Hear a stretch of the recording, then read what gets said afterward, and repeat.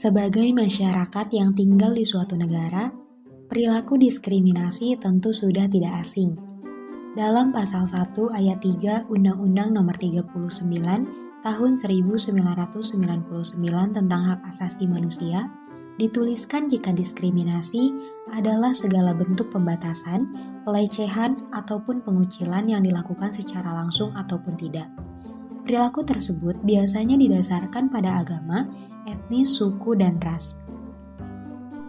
5 bentuk diskriminasi yang sering terjadi di Indonesia.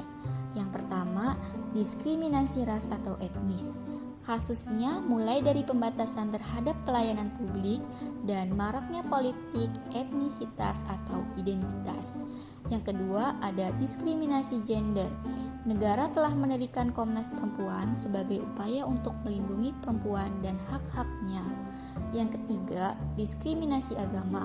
Sampai saat ini masih ada peristiwa yang melanggar kebebasan beragama dan berkeyakinan. Yang keempat, diskriminasi terhadap difabel. Penyandang disabilitas masih sering terpinggirkan untuk mendapatkan kesempatan yang sama seperti individu lainnya. Yang terakhir, ada diskriminasi kelas sosial.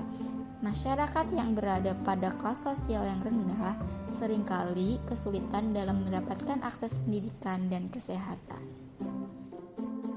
Penyebab utama terjadinya diskriminasi yaitu karena adanya perbedaan dan masyarakat tidak bisa memahami serta menerima perbedaan yang ada tersebut.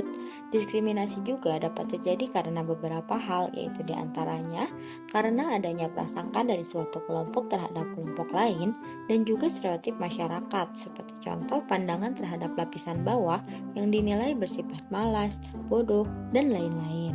Akibat dari terjadinya diskriminasi tersebut yaitu diantaranya dapat menyebabkan timbulnya berbagai masalah sosial dalam kehidupan masyarakat, timbulnya perasaan tidak adil, dan juga dapat menyebabkan konflik atau pertentangan dalam masyarakat.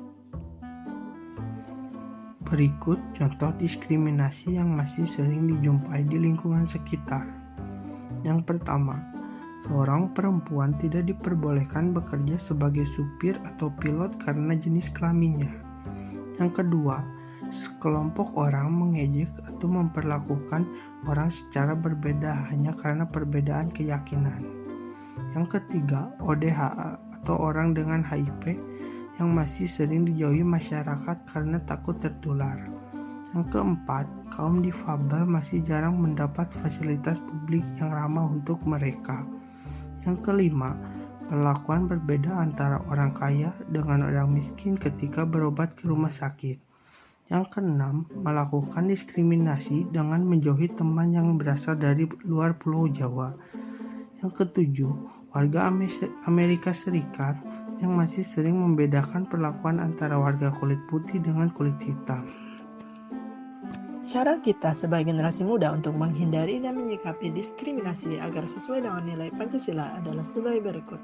Menghormati dan menghargai setiap perbedaan yang ada, mempelajari kebudayaan dan bahasa daerah lainnya, menjalin komunikasi dan membawa hubungan yang baik dengan teman atau keluarga yang berbeda suku, agama, ras, dan budayanya. Lalu, bagaimana cara menyikapinya? Kita sebagai generasi muda mempunyai peran sangat penting karena ciri khas berpikir yang rasional, kreatif, serta inovatif diharapkan menjadi garda terdepan dalam menangkal diskriminasi ini. Salah satunya dengan mengedukasi diri tentang diskriminan, lalu mengikuti gerakan yang bernilai positif agar terhindar dari penyimpangan diskriminasi ini. Setelah pemaparan tadi, kita dapat lebih mengetahui apa itu diskriminasi. Tentu semuanya juga tahu, jika diskriminasi sangat bertentangan dengan Pancasila sila kedua, yaitu kemanusiaan yang adil dan beradab.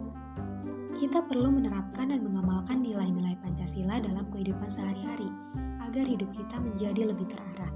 Contohnya, dengan menjadi individu yang tidak mendiskriminasi sesama dan selalu menghargai perbedaan, karena Pancasila sangat menentang segala bentuk diskriminasi.